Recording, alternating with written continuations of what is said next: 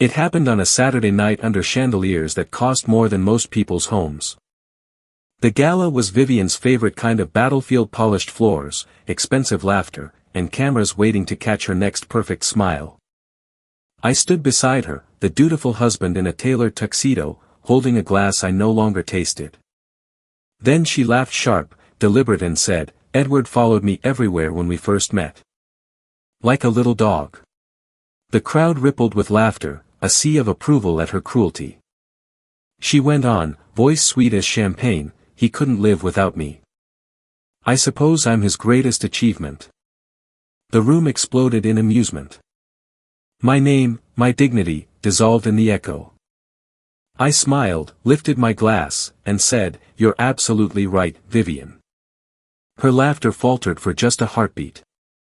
She thought she'd won. Everyone did. But as I looked around that glittering room, her friends, her allies, her witnesses, I realized something. This was the last night she would ever humiliate me. I set my glass down gently, turned, and walked away, leaving her standing under the lights, alone, her laughter dying against the marble walls. And as I walked out, I began planning everything that would follow. People always said Vivian and I looked perfect together. She was elegant, sculpted into human form, flawless hair, measured laughter, and a talent for entering every room as though she owned the air itself. I used to think that was confidence. Now I know it was control, finely tuned and weaponized. We met 12 years ago, long before the Gala invitations and photo spreads.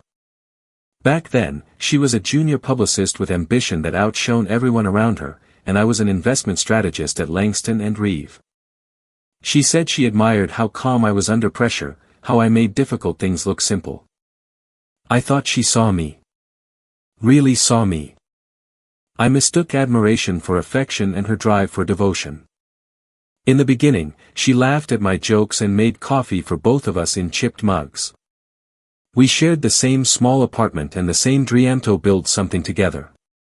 She wanted to create a marketing firm that would redefine the industry. I had the skills, the clients, and the capital to make that dream real. When the opportunity came, I resigned from my secure position and poured everything: money, time, reputation into her vision. The firm grew faster than either of us expected. She had charisma, I had structure. She drew attention, I built the foundation beneath her spotlight. Reporters wrote that Vivian Ashford had a genius for reading markets and branding, though half the figures quoted were mine. She never corrected them. At first, I told myself it didn't matter, marriage meant unity, and her success was our success. But success changed her. Or perhaps it revealed what was always there. She started referring to herself as the brand. Every detail of our lives, our home, our friends, even our conversations became part of her presentation. She hired a stylist to choose our furniture, a PR coach to shape our public appearances, and a photographer to capture candid moments of our perfect marriage. One morning, I woke up to find our wedding photo replaced by a framed magazine cover of Vivian under the headline, "The Woman Who Built an Empire Alone." That word alone sat in my chest like a weight. I remember staring at the cover while she breezed past me in a silk robe, humming as if the world had finally adjusted to the correct orbit, hers. At dinners, she began interrupting me mid-sentence to correct trivial details, laughing it off as charm. When investors or clients praised a campaign I had designed, she redirected credit with a smile. "Oh, Edward helps here and there," she'd say. "He's adorable when he gets enthusiastic about the numbers." Each little cut was disguised as a compliment, each correction masked as care. The people around us only saw the performance, the poised couple, the quiet husband who seemed perfectly content in his wife's shadow. But the truth was less romantic.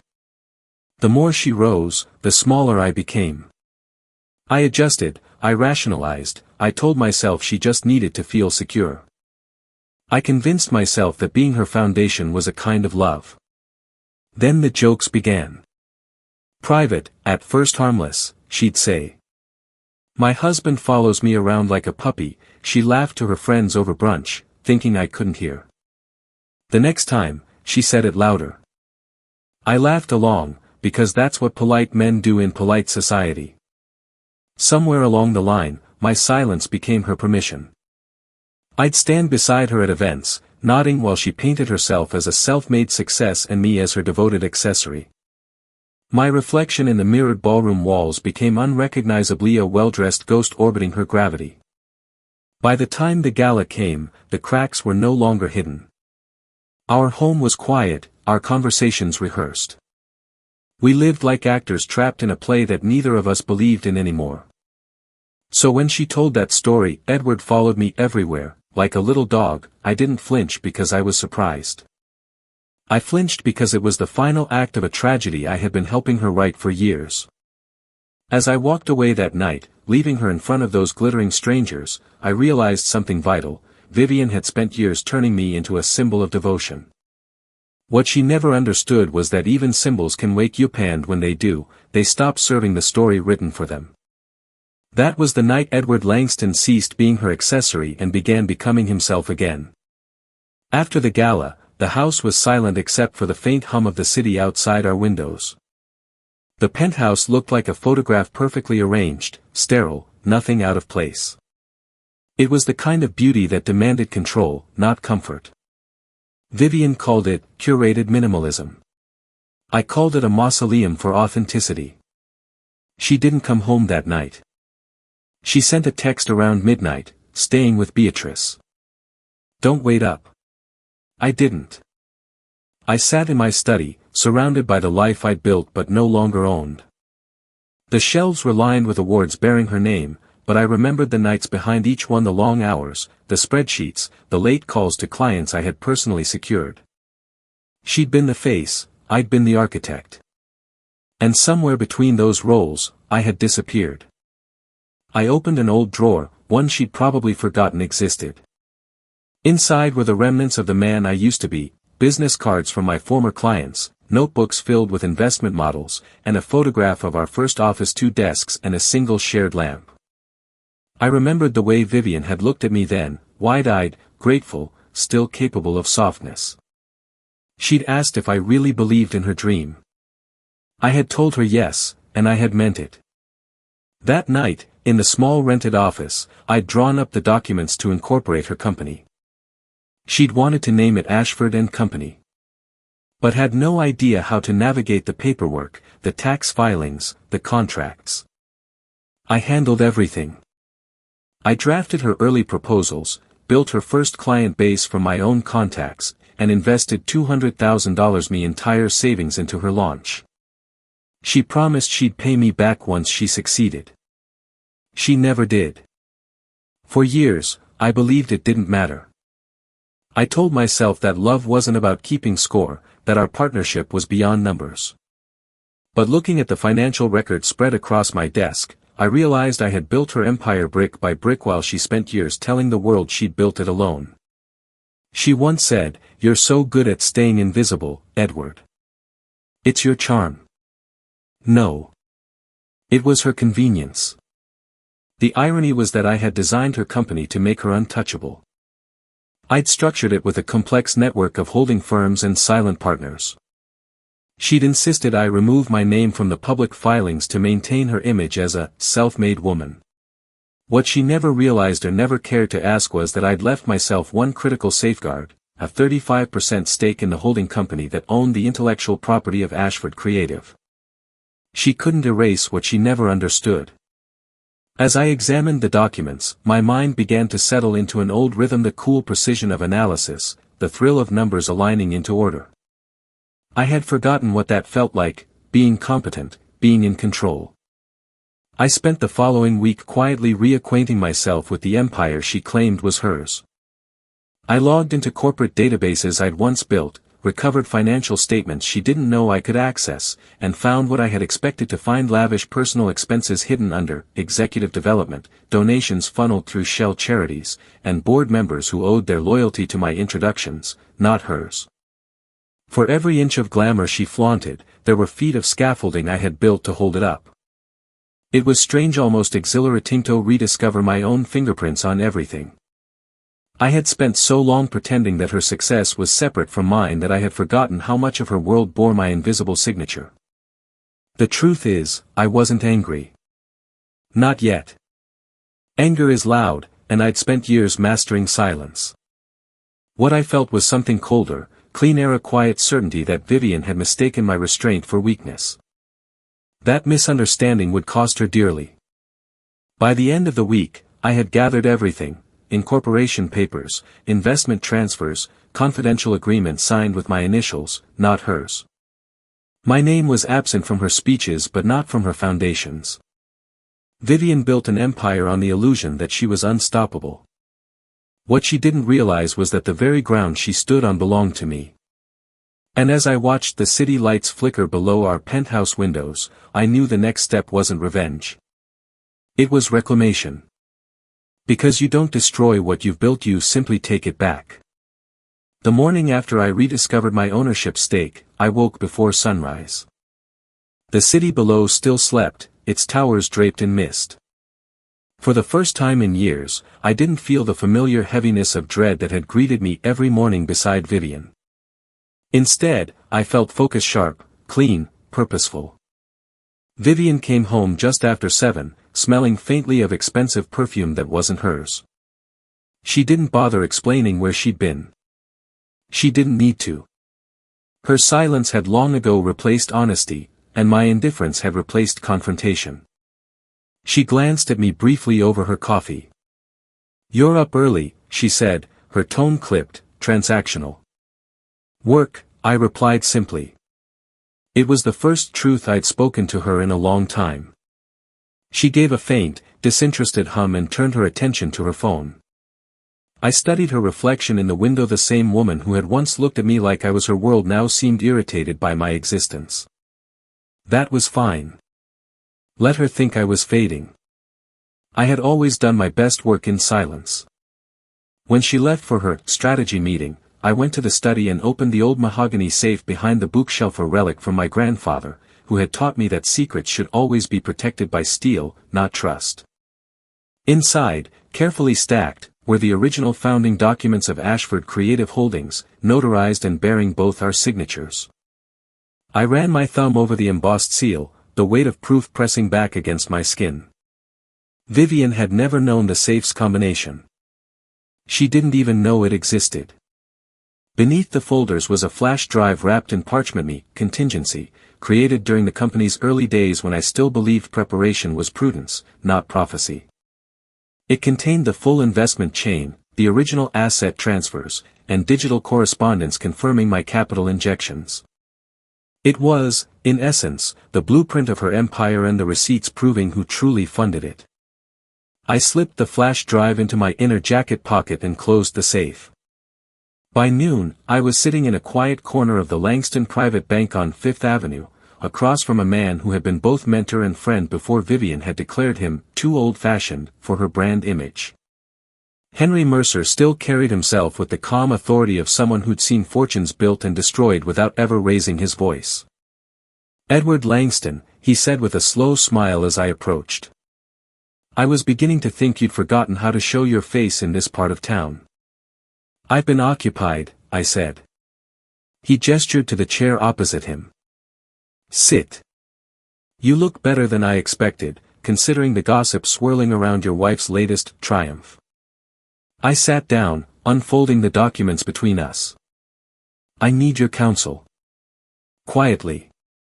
Henry adjusted his glasses and scanned the papers, his expression shifting from curiosity to disbelief. "These are the founding records of Ashford Creative." "They are," I said. "Including my capital contributions. She's built her public image around being self-made, but every dollar started here." He looked up at me sharply. "You never removed your equity?" "I transferred my name off the branding, not the ownership," I replied. "Vivian wanted optics. I gave her those. What I didn't give her was control." Henry leaned back, a slow, appreciative smile forming. "You always were the quiet strategist. So what's your plan?" "I'm not after public destruction," I said. "Not yet. But I intend to reclaim what's mine, and when she realizes it, there won't be a thing she can do about it." Henry chuckled softly. You sound more like your grandfather than you know. He used to say, the best revenge is a man who doesn't raise his voice while the world falls apart around him. He wasn't wrong.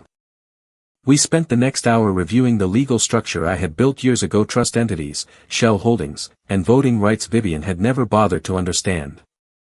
Henry made a few discreet calls, then handed me a card embossed with silver lettering.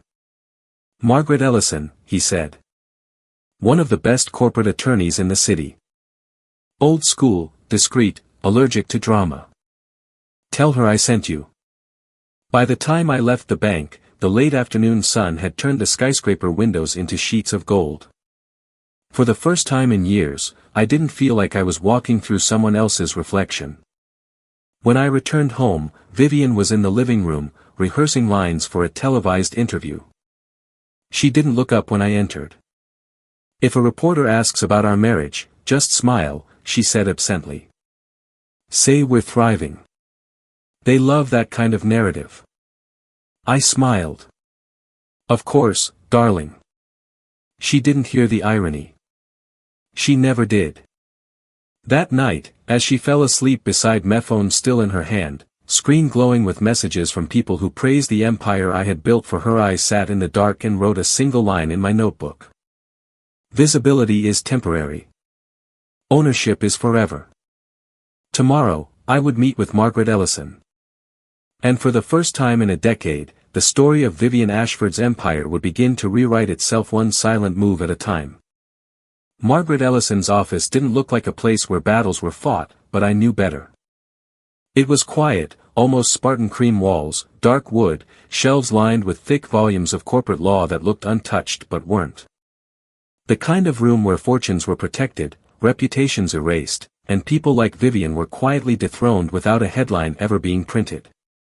Margaret greeted me with a calm professionalism that reminded me of an expensive blade, polished, understated, but capable of cutting clean through anything. Henry said you'd come, she said, motioning for me to sit. He also said this might be interesting. It's not revenge, I began, sliding a folder across her desk. It's reclamation. She opened the folder, scanning the documents with the practiced speed of someone who'd seen everything from billion-dollar frauds to silent takeovers conducted over afternoon tea. Her eyes didn't widen, but I saw the subtle arch of one brow. You're telling me the great Vivian Ashford's empire stands on capital you provided? Every cent of it, I said. The original filings. The investment. Even her first client connections, mine. Margaret closed the folder softly. And she's unaware. Completely. She's been too busy managing her reflection to look at the foundation beneath it. That earned the faintest trace of a smile. And what do you want to do, Mr. Langston? Freeze her accounts? File a lawsuit? Reclaim public credit? No, I said. I want control silently, legally, permanently. No noise, no headlines, just a shift in ownership she won't see until it's done. Margaret leaned back, studying me with something close to respect. That kind of move takes precision. You're not angry, are you? Not anymore, I said honestly. Anger gives her importance. I'm past that. She nodded once. Then we'll proceed as men who understand structure better than spectacle. For the next 2 hours, we mapped the plan like architects designing an invisible fortress. The core idea was simple: while Vivian owned the public-facing brand, Ashford Creative, the intellectual property and client licensing rights were still registered under Langston Holdings LLC, an entity I had formed a decade ago and quietly maintained. Through a reactivation filing and a discreet transfer of voting authority, I could effectively render her unable to operate the company without my consent. Once we finalize this, Margaret said, her pen gliding across a legal pad, she'll still believe she's in charge. But any contract she signs, any client she takes will require your signature to be binding. Perfect, I said. Let her think she's running an empire while the ground shifts beneath her heels. Margaret paused. There's another thing. You might want to prepare for collateral revelations. What do you mean? She turned her monitor slightly toward me. Public figures like your wife attract whispers. Henry mentioned you suspected infidelity. You should know her assistant recently filed an NDA renewal through a private lawyer. It's usually done when there's a relationship to hide. Vivian's strategy meetings.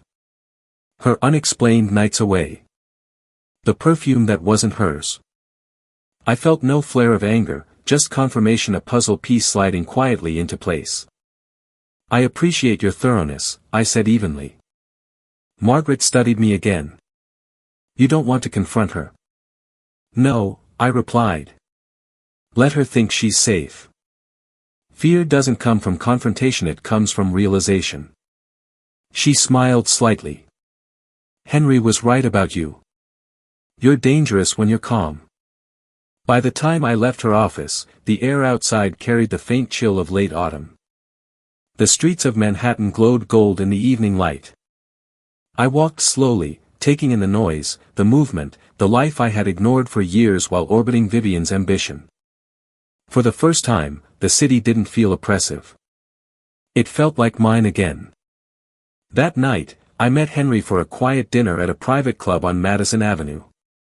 The kind of place where deals were whispered over steak and reputation was a currency more valuable than money. He was already there, sipping scotch, reading the financial pages. How did it go? He asked. Better than expected, I said. Margaret's already drafting the reactivation filings. Henry smirked. You're rebuilding your empire while she poses for another magazine cover. I'd say that's poetic. She'll never see it coming, I said. When the shift happens, it'll be too late to undo it. He raised his glass. To quiet power. I raised mine in return. To knowing when to stop chasing applause and start reclaiming silence. We drank, and for the first time in years, I didn't feel like a supporting character in someone else's story. When I returned home, Vivian was sitting on the couch, champagne glass in hand, phone pressed to her ear. She ended the call as I entered. You're late, she said lightly. I needed you at the dinner. Optics matter. I shrugged off my coat. Optics have always mattered to you more than truth. She tilted her head, her eyes narrowing just slightly. Careful, Edward. Don't start thinking you matter more than the image. I smiled. Don't worry, Vivian. I've learned exactly what matters. I passed her, walked to my study, and closed the door softly behind me. Inside, I turned on the desk lamp and pulled out the signed authorization forms Margaret had sent over.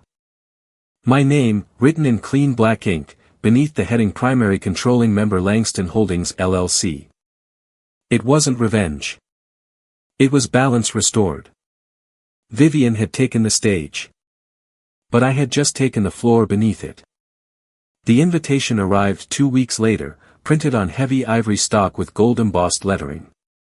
The Beaumont Foundation Annual Charity Gala.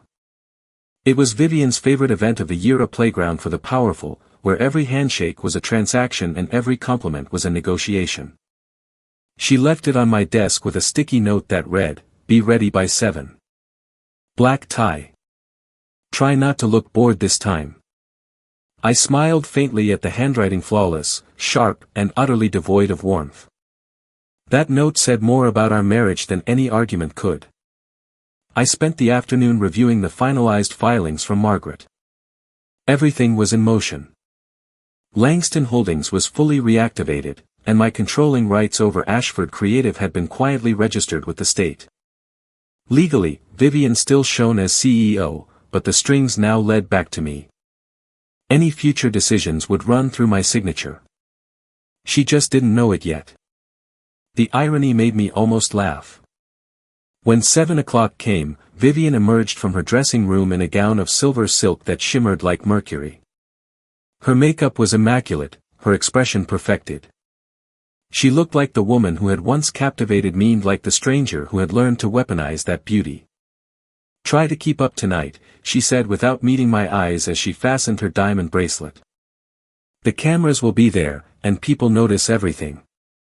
I'm sure they do, I replied. The ride to the Beaumont Hotel was as silent as our house had become. The limousine's tinted glass reflected our faces, hers poised, mine unreadable. She spent most of the drive scrolling through social media, rehearsing her charm in brief smiles. I watched the city lights flicker past, the same lights I'd once believed we'd conquered together. When we arrived, the air outside glittered with flashes from photographers' cameras. Vivian stepped out first, all confidence and charisma, pausing long enough for the cameras to catch her best angle. Then she turned, offering me her hand not as a gesture of affection, but as an accessory completing her image.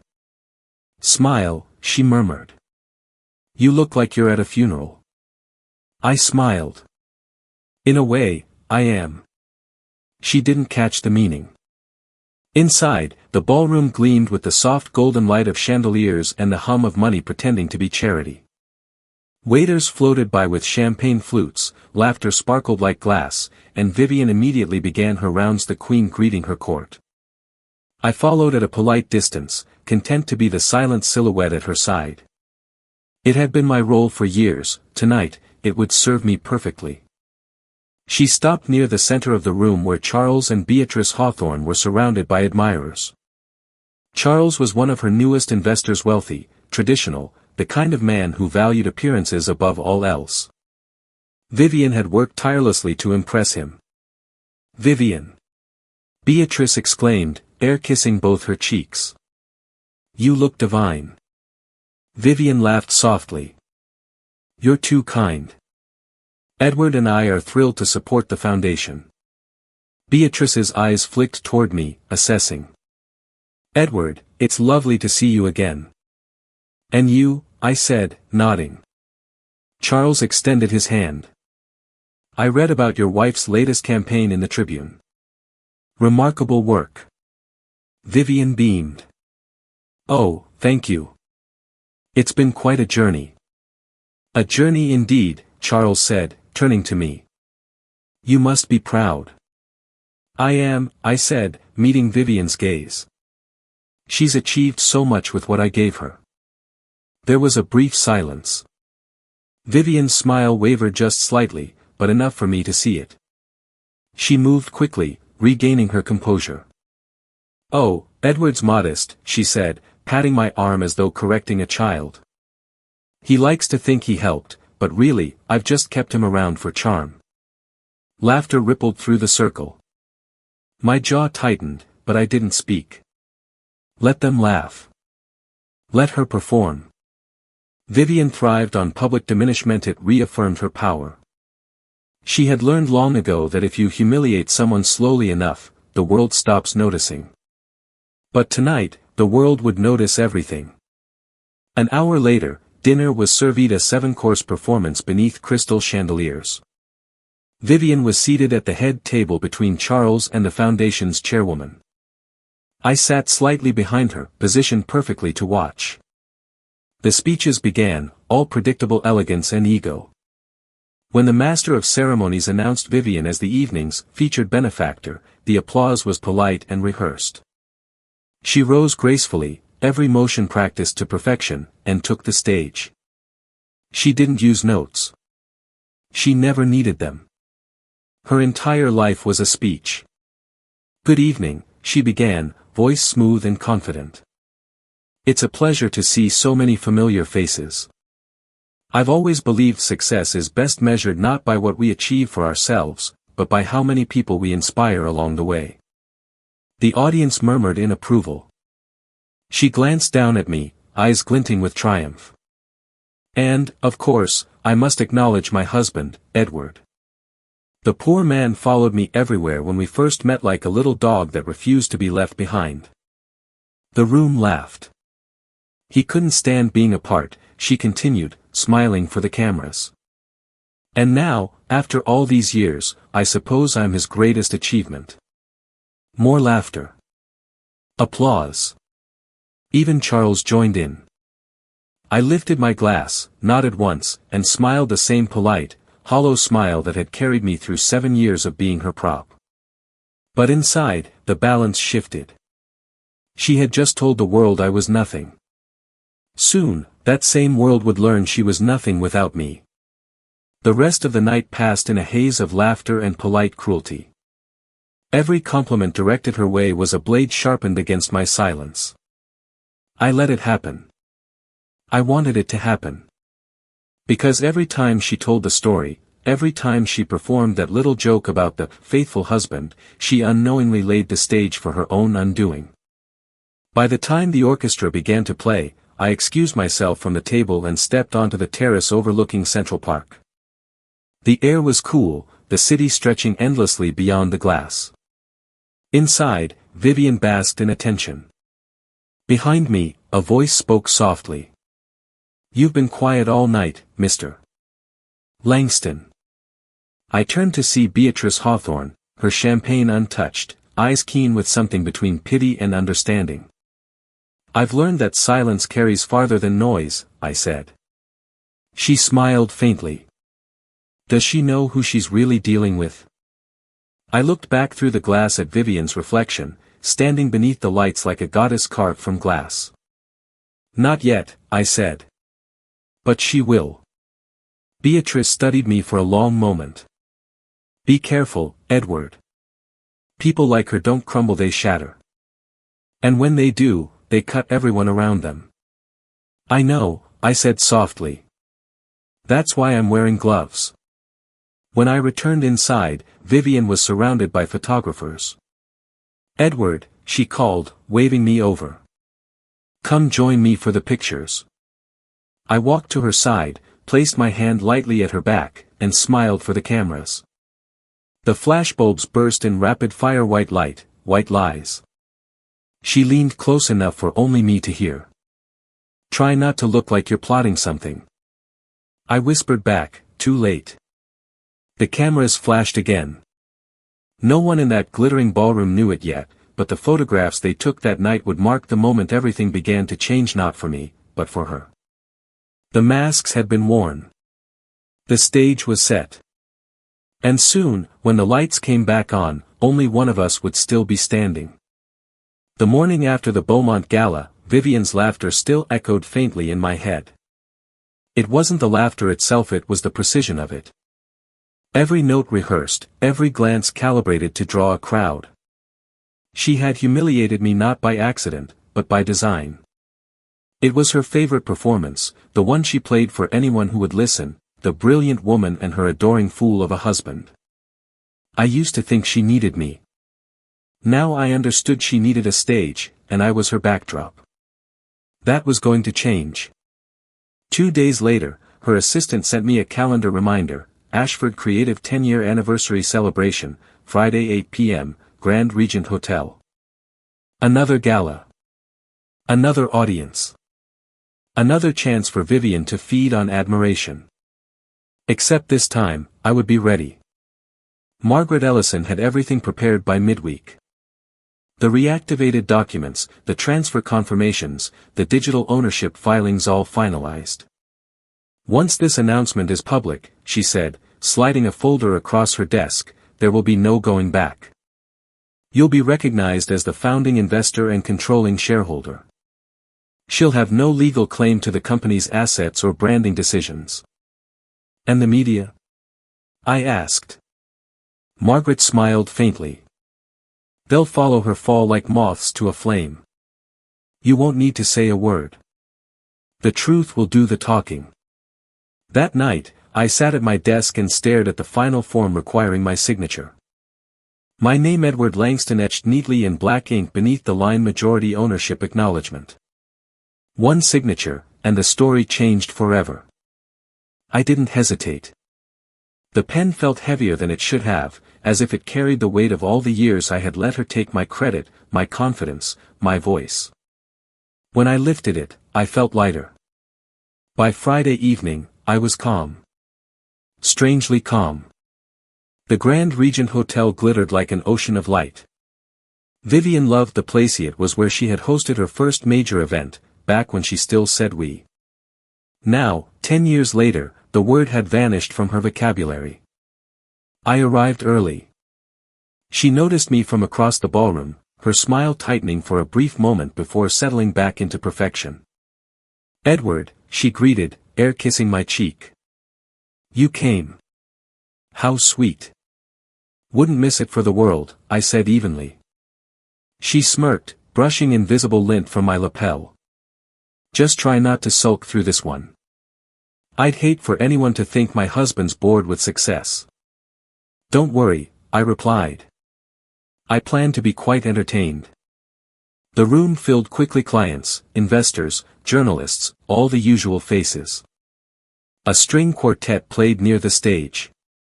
The champagne flowed like promise. Vivian basked in it all, moving through the crowd like sunlight on glass. At precisely 8 o'clock, the master of ceremonies took the microphone. Ladies and gentlemen, please welcome the visionary founder of Ashford Creative, Mrs. Vivian Ashford. Applause thundered. Cameras flashed. She ascended the stage with the poise of a queen addressing her kingdom. Thank you, she began, voice smooth, confident. 10 years ago, Ashford Creative was a dream I built from the ground up. Tonight, we celebrate not just a company, but a legacy of independence and innovation. More applause. She turned, smiling down at me. And, of course, I must thank my husband, Edward. He's been my constant companion, following me through every chapter, sometimes a little too closely. The laughter returned. My heart didn't race. My palms didn't sweat. I just waited. She continued, people always ask how I manage it all: business, philanthropy, marriage. The truth is, it's easy when you're driven. Passion is everything. I raised my glass. To passion, I said quietly, though no one heard. Then, as the applause swelled again, I caught the MC's eye and gave a slight nod. He blinked, confused, then glanced toward the event coordinator at the side of the stage. Within seconds, the lights dimmed slightly, the universal cue for a special announcement. Vivian turned, startled. What's this? She whispered to the host. He handed me the microphone. Mr.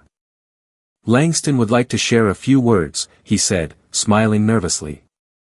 The ballroom quieted. Vivian froze, caught between irritation and disbelief. Edward, she said sweetly, her tone sharpened with warning. This isn't on the program. I know, I said, taking the stage. But it's long overdue. The spotlight felt warmer than I expected. Faces blurred into a single mass of expectation. I looked at Vivian, neat the way she smiled through clenched teeth, at the slight tremor in her perfectly manicured hand, and realized the performance was finally over. 10 years ago, I began. Ashford Creative was founded on a dream. My wife called it her vision, and I believed in it so deeply that I gave it everything I had: me time, my connections, my capital. It wasn't her dream alone. It was ours. A murmur rippled through the crowd. Vivian's smile tightened.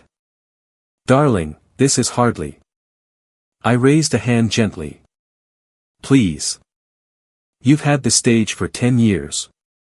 Give me 5 minutes. She fell silent, her eyes flashing like cold steel.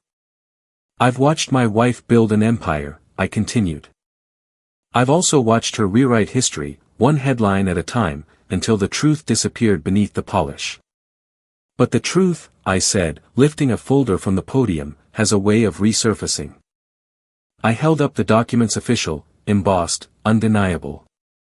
As of last week, Langston Holdings has been reinstated as the majority shareholder of Ashford Creative. The intellectual property, the contracts, the licensing, everything that defines this company belongs to the entity that funded it from day one. A stunned silence. Then, scattered gasps. Vivian stepped forward, her voice trembling. Edward, what are you doing? What you taught me, I said softly. Controlling the narrative. She laughed, a brittle, desperate sound. You can't be serious. This is absurd. You're embarrassing yourself. I turned to the audience. For those of you who've heard her story about the man who followed her around like a dog, let me clarify. I didn't follow her. I led her to every opportunity she ever had. The only thing I ever chased was the belief that love meant surrender. The room went completely still. I looked at her one last time. You were right, Vivian. You are my greatest achievement. But not for the reason you think. You taught me that devotion without respect is just obedience. And I'm done obeying. I handed the microphone back to the host, nodded to the stunned crowd, and stepped down from the stage. Vivian stood frozen, her expression cracking beneath the weight of 100 staring eyes. The applause began slowly, not loud, not mocking, but steady, uncertain, as if the room itself didn't know which side of the story it had just witnessed. I didn't wait to find out. As I crossed the ballroom, cameras flashed again, capturing the moment that would become tomorrow's headline, "The Silent Partner Speaks." I didn't look back. Outside, the night air was cold and honest. The valet brought my car around, his eyes wide with recognition from what he'd just seen on the monitors inside. "Quite a speech, sir," he said softly. "Not a speech," I replied, taking the keys.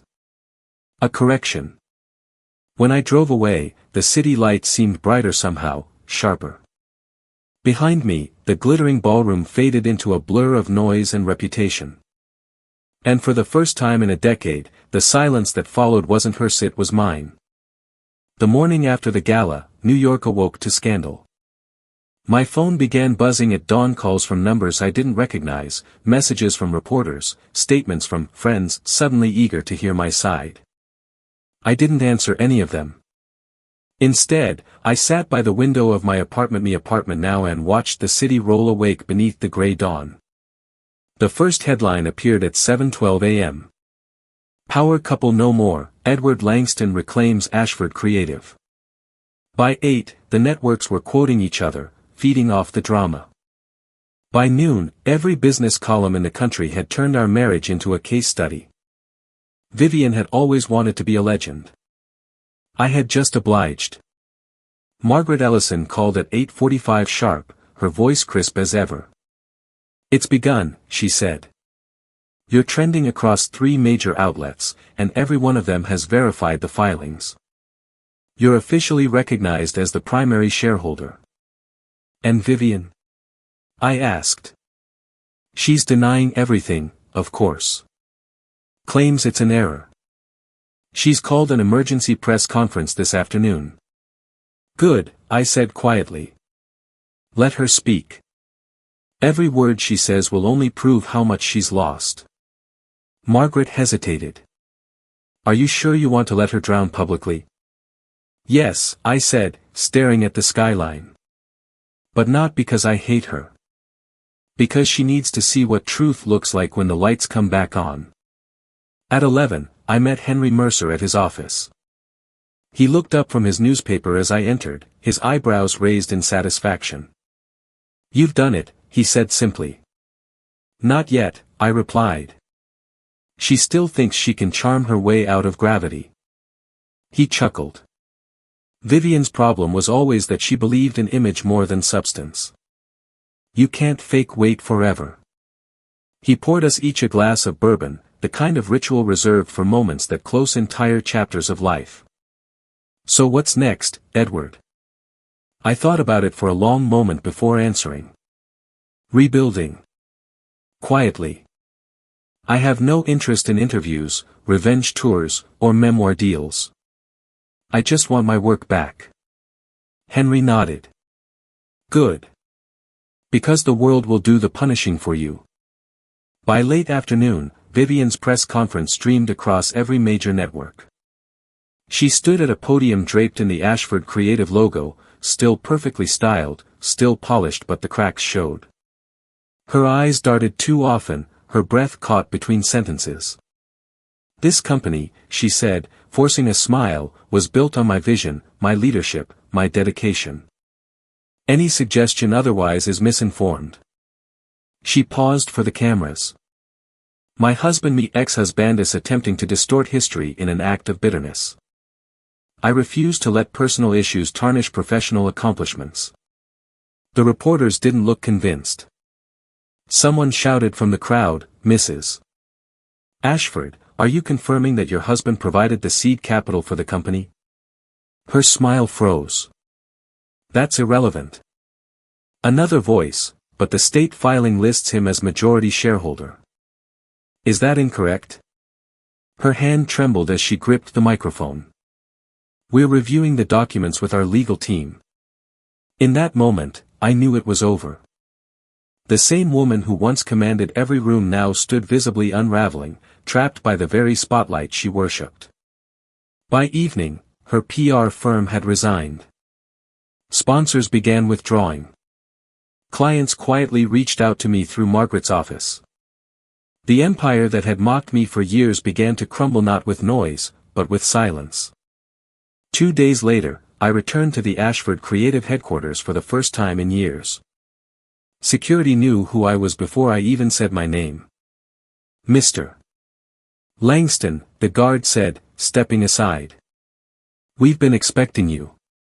Inside, the glass lobby gleamed as it always had, cold and pristine. The employees moved with cautious curiosity, whispers trailing in my wake. I could feel the eyes on meth man who had been invisible now suddenly visible in all the ways that mattered. Vivian's office sat at the top floor, overlooking the river. When I entered, she was there alone, her usual poise stripped away. The woman who had once orchestrated rooms like symphonies now sat behind her desk like someone lost in her own echo. Edward, she said, voice brittle. You didn't have to humiliate me. I closed the door gently. I didn't humiliate you, Vivian. I told the truth. You spent 10 years erasing me. I simply picked up the eraser. Her eyes filled with something I couldn't name, regret, perhaps, or pride refusing to die. You've ruined everything I built. No, I said quietly. You ruined it the moment you built it on lies. She looked away, her fingers tightening around a glass of untouched champagne. I loved you once, you know. I know, I said. And I believed it once. But love isn't ownership, Vivian. It's partnership. You never learned the difference. She let out a shaky laugh. And what now? You'll take it all. The company? The name? The glory? No, I said. I'm renaming it. Langston Strategies. You can keep the ashes. Her face paled. You'll destroy me. I don't need to, I said, turning toward the door. You've already done that yourself. When I left, she didn't call after me. For the first time, Vivian Ashford had no audience and no script to hide behind. The months that followed were quiet. Margaret oversaw the transition while I rebuilt the firm under my own name. Former clients returned. New ones arrived. Henry joined as senior advisor. The team grew, leaner but stronger. Every morning, I arrived at the new office, a glass-walled space overlooking the same skyline that had once felt so far away, and poured myself a single cup of black coffee. No gold cups, no champagne flutes, no pretense. Freedom, it turned out, had a very specific taste. One afternoon, as I reviewed quarterly reports, Margaret entered holding a sealed envelope. From her, she said simply, placing it on my desk. I hesitated before opening it. Inside was a single handwritten note. Edward. You were right. I built everything except myself. I hope you find peace. I never could. Vivian. I read it twice, then folded it neatly and placed it in my drawer. I felt no triumph, no sadness. Just stillness. She had finally told the truth. That evening, I met Henry on the same terrace where we had once talked about power and silence. The city stretched before us, endless and alive. Funny, he said, lighting a cigar. For all her noise, she vanished faster than anyone expected. She needed the noise, I said. Without it, there was nothing left. He nodded thoughtfully. And you? What's left for you? I looked out over the skyline, the lights flickering like quiet applause. A second act, I said. But this time, I'll write it myself. He smiled. To clarity. I raised my glass. To freedom. We drank in silence. The city below pulsed with possibility. Somewhere, Vivian's story was fading into rumor, but mine was just beginning. It's strange how peace doesn't arrive with fanfare. It comes quietly like dawn through half-closed blinds, so gentle you barely notice the room changing. A year had passed since the night at the Grand Regent. Vivian's name had faded from the front pages, her empire reduced to a footnote in business journals. The last I heard, she had moved to Europe, consulting privately for design firms that wanted her flair but not her drama. I never followed up. Some stories don't need sequels. My own life had reshaped itself in ways I hadn't expected. Langston Strategies had grown faster than I could have imagined, steady, disciplined, free of spectacle. Our clients came not for image but for substance. I hired people who valued integrity over applause. Margaret ran operations like clockwork, and Henry became our unofficial philosopher, reminding me that success built quietly lasts the longest. But beyond all of that, what changed most was simpler. I had learned to exist without needing to prove anything. One Thursday evening, after a long day of meetings, I stayed late at the office. The building was empty except for the hum of the city outside the glass walls. I poured myself a cup of coffee, no crystal glass, no monogrammed mug, just a plain white cup, and sat at my desk overlooking the skyline. The lights shimmered against the river. Somewhere far below, I could still see the faint glow of the Beaumont Hotel. The same ballroom where, a year ago, Vivian had called me a dog. That memory used to sting. Now, it simply existed like an old scar that no longer hurt but reminded me of what skin is capable of healing. I opened the drawer and took out her letter, the one that ended with, "I hope you find peace." I read it once more, then folded it carefully and placed it back. I had found peace. Just not the kind she imagined. The next morning, I drove out of the city for the first time in months. No destination in mind, just motion. Past the gray towers, past the noise, until the landscape opened into green and quiet. I stopped at a roadside cafe, the kind of place Vivian would have considered unsophisticated. The waitress called everyone "Han" and poured coffee that tasted of burnt comfort. I sat by the window, watching families pass, laughter carried on the wind. A little boy at the next table dropped his toy car, and his father bent down to pick it up, smiling. Something about that small, unguarded kindness hit me harder than any grand moment ever had. Love, I realized, wasn't built on admiration or control, it was built on safety. The kind of safety I'd never known with Vivian. When I left the cafe, I stopped by a bookstore next door. The shelves smelled like dust and paper dreams. A young woman behind the counter was arranging a display labeled, "Reclaiming Yourself." She smiled as I approached. "Need a recommendation?" "Something about rebuilding," I said. "Not revenge. Just starting over." She handed me a worn hardcover. "The Phoenix Principle, How to Begin Again." "That's poetic," I said. "Sometimes," she replied, "you don't rise from the ashes. You just walk away before the fire finishes." I smiled, buying the book. She had no idea how right she was. Weeks passed. Seasons turned. I found new rhythms: mornings without rehearsed silence, evenings without criticism disguised as conversation. I learned to cook for myself, to walk the river paths alone, to listen to jazz without worrying about optics. Every now and then, someone would mention Vivian's name in passing, usually with a tone of nostalgia or scandal. I never corrected them. She had already become a myth in the way public figures do, half truth, half legend. That suited her. I preferred reality. One spring afternoon, we hosted our company's first charity gala. Not at the Grand Regent, but at a renovated art museum downtown, bright, unpretentious, alive. The event supported scholarships for young entrepreneurs who lacked access to capital. As I stood near the stage, watching a 20-year-old woman describe her startup idea with nervous excitement, I felt something loosen in my chest. That night, no one told humiliating stories. No one laughed at someone else's expense. People clapped because they believed in something, not because they feared missing the joke. When the applause ended, Margaret raised her glass. "To new beginnings," she said, smiling at me.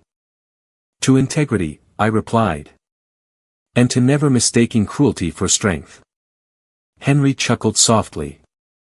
Spoken like a man who's learned his lessons the expensive way. I laughed. Worth every dollar.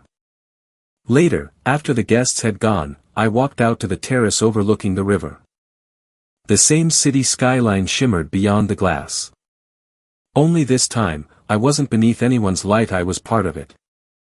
The cool wind carried the faint echoes of jazz from the after-party. For a brief moment, I thought of Vivian again, her laughter, her ambition, the way she turned love into competition. There was no bitterness left, only gratitude. She had tried to define me through humiliation, but in doing so, she had forced me to rediscover who I was without her. That, I realized, was her final gift. I pulled out my phone, scrolled through a few unanswered calls from journalists, and deleted them all. I didn't need to explain my story anymore. The world could keep its headlines. I had my life. That night, as I drove home, the city seemed softer somehow. The traffic lights glowed like constellations, the streets hummed with quiet music. When I reached my apartment, I poured one last drink and stepped onto the balcony. Below me, the same city where I had once been humiliated now sparkled like an accomplice in my redemption. I raised my glass to the night and whispered, "To the woman who broke me, to the man who rebuilt himself." The wind carried the words away. I didn't need them back. Because for the first time since that terrible night under chandeliers and laughter, I wasn't the man being pitted or the man being mocked. I was simply Edward Langston, no one's shadow, no one's pet project, no one's achievement but my own. And that, perhaps, was the quiet miracle of it all. When she called me a dog, she meant it as an insult. But she was right about one thing. Dogs are loyal, resilient, and they always find their way home. So I did. Not to her. Not to what we were. But to myself.